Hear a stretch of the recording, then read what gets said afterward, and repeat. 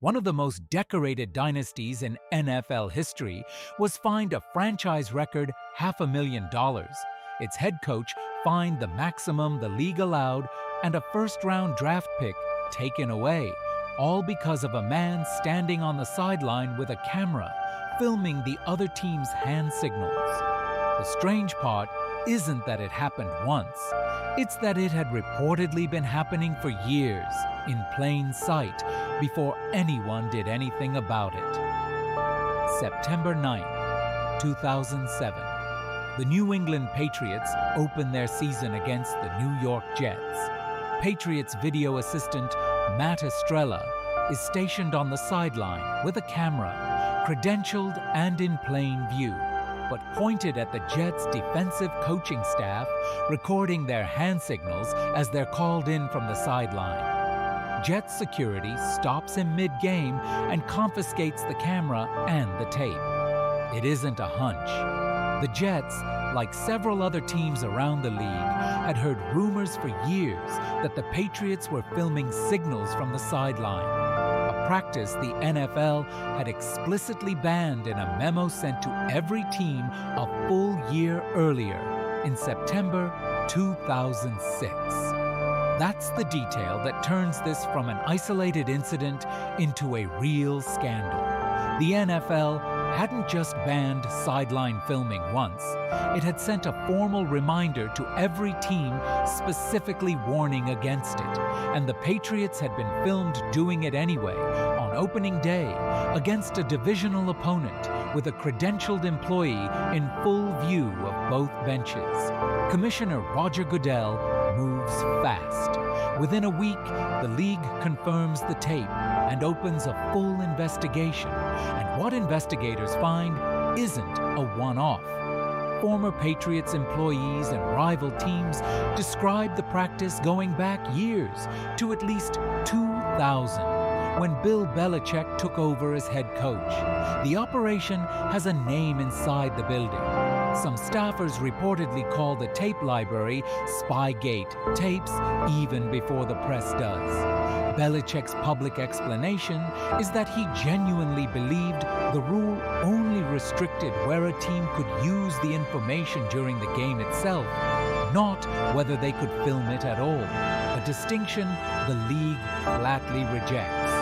Whatever the intent, the Patriots had built a real system. Assigned personnel, standard camera positions, and tapes cataloged and reviewed between games. Then, Goodell makes a decision that will fuel conspiracy theories for the next 2 decades. Rather than preserving the tapes as evidence for a full public accounting, he has the league personally collect and destroy them almost immediately after handing down punishment. A move, he says, was meant to draw a firm line under the scandal. Critics say it looks a great deal like burying exactly how much the Patriots actually gained from it. The league's punishment lands hard and fast, without a lengthy, independent investigation like the ones that would follow other scandals years later. Belichick is fined $500,000, the maximum allowed under league rules for a head coach. The team is fined $250,000 and stripped of a 2008 first-round draft pick, one of the steepest penalties in NFL history to that point, handed down within about 2 weeks of the original tape being confiscated.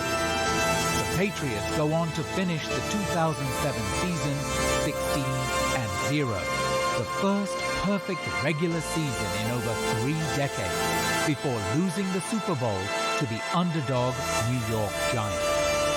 For critics, that loss becomes almost as significant as the scandal itself. Proof, they argue, that the team wasn't actually built on stolen signals.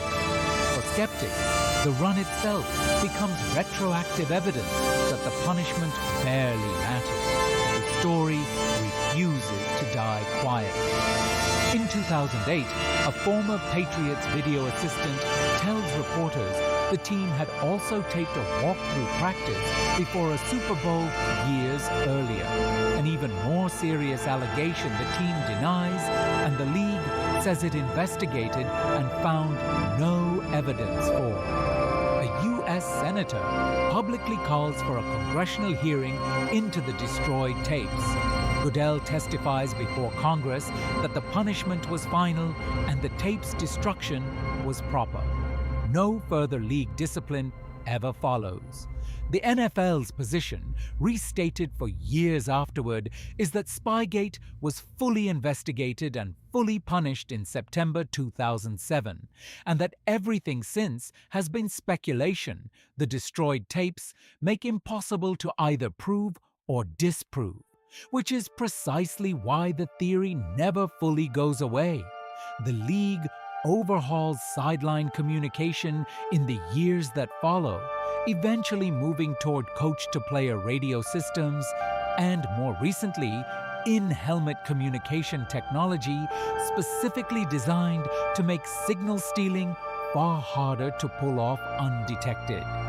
Spygate becomes the reference point every time a new sign-stealing scandal breaks in another sport, including one in Major League Baseball just over a decade later that would borrow the exact same GATE shorthand. The full case file, the memo the league sent twice, the destroyed tapes, and the walkthrough allegation that never got resolved is linked below. New files unlock every Monday, Wednesday, and Friday. Subscribe so you don't miss the next one.